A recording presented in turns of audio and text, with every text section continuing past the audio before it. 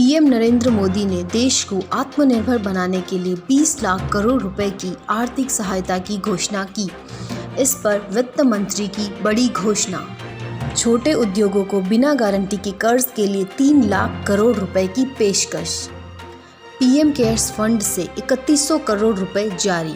वित्त मंत्री ने सरकार की तरफ से 20 लाख करोड़ रुपए के पैकेज में से 6 लाख करोड़ रुपए तक की घोषणा की।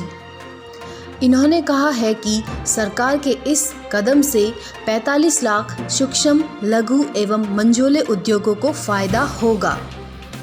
सीतारमण ने एमएसएमई को 1 साल तक किस्त चुकाने से राहत देने की घोषणा की है। इस पर एमएसएमई ने 6 कदम उठाए हैं। इस लोन की अवधि 4 साल तक की है। इसमें 2500 करोड़ तक की लोन वाली एमएसएमई को फायदा होगा। अब बात करते हैं हम कोरोना के बारे में। भारत में कोरोना संक्रमित लोगों की संख्या का आंकड़ा 78,000 पार। 13 घंटों में 3,622 संक्रमितों का इजाफा। मरने वालों की संख्या बढ़कर 2,415 हो गई है, जिनमें एक दिन में 122 मौतों की पुष्टि शामिल है। रेलवे 22 मई से शुरू करेगा विशेष ट्रेनों में परीक्षा सूची।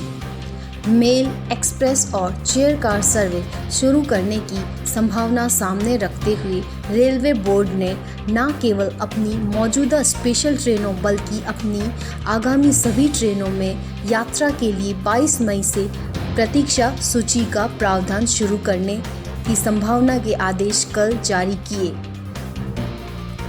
22 मई से शुरू हो रही यात्राओं के वास्ते टिकटों की बुकिंग के लिए ये बदलाव इस मई से प्रभावित होगा। मॉनसून 16 मई से अंडमान निकोबार पहुंचने की संभावना। दिल्ली में मॉनसून 23 जून की बजाय 27 जून तक दस्तक देगा। हालांकि पश्चिमोत्तर भारत में मॉनसून 8 जुलाई को पहुंचेगा। सेना में 3 साल के लिए शामिल करने की योजना का अध्ययन चल रहा है। इस समय तीनों शॉर्ट सर्विस कमीशन के लिए युवाओं को 10 साल के लिए आरंभिक कार्यकाल के लिए भर्ती करवाया जाएगा। केंद्रीय गृह मंत्री अमित शाह का बड़ा फैसला। सीआईएसएफ और बीएसएफ जैसी सीएपीएफ की सभी कैंटीनों में 1 जून से केवल स्वदेशी उत्पादों की ही बिक्री होगी। पालघर भीड़ हत्या में 61 लोगों को न्यायिक हिरासत में भेजा गया और 51 लोगों को पुलिस हिरासत में।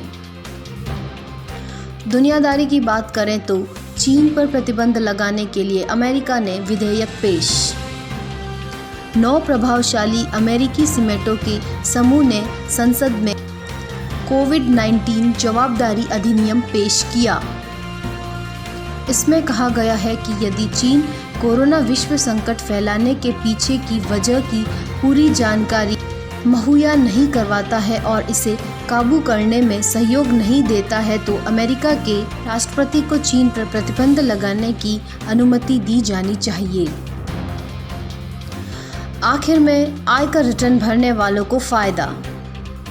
सरकार ने आकलन वर्ष 2020-21 के दौरान आयकर रिटर्न्स भरने की अंतिम तिथि को बढ़ाकर 30 नवंबर 2020 कर दिया। इसके साथ ही विवाद से विश्वास योजना 31 दिसंबर 2020 तक बढ़ी। मैं प्रज्ञा सिंह। घर में रहिए, सुरक्षित रहिए। धन्यवाद।